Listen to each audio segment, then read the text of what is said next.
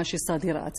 قافلة تشارك فيها أزيد من 80 مقاولة مغربية بهدف استكشاف أسواق جديدة لترويج منتوجاتها. من ليبروفيل هذه مراسلة لأحمد العلوي ومحمد نصيري.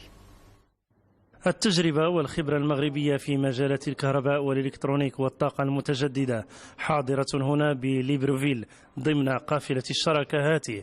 تجربة يسعى الجانب الغابوني إلى استثمارها والاستفادة من خدمات المقاولات المغربية المؤهلة في هذه الميادين.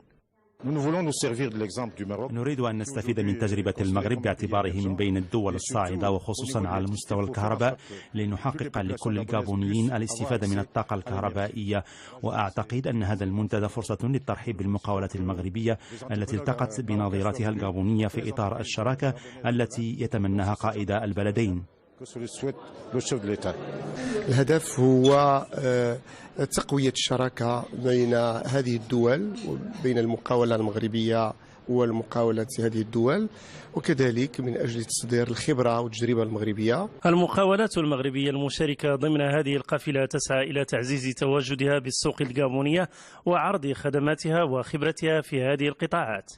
هذه اللقاءات مكنتنا أننا نربط علاقات بعدد من الشركاء الاقتصاديين في هذه البلدان الإفريقية اللي زرناها. مكنتنا باش نعرفوا أكثر حاجيات هذه البلدان في مجال استعمال الطاقة وخاصة الطاقات المتجددة. هناك صفقات جديدة وشراكات في الأمد القريب إن شاء الله مع شركات كبرى في ميدان الكهرباء. اتفاقيتان للشراكة والتعاون تم توقيعهما خلال هذا اللقاء جمعت بين المركز المغربي لإنعاش الصادرات وغرفة التجارة والصناعة والخدمات الغابونية، بينما وقعت الثانية بين الفيدرالية الوطنية للكهرباء والطاقات المتجددة ومجموعة المقاولات الكهربائية بالغابون.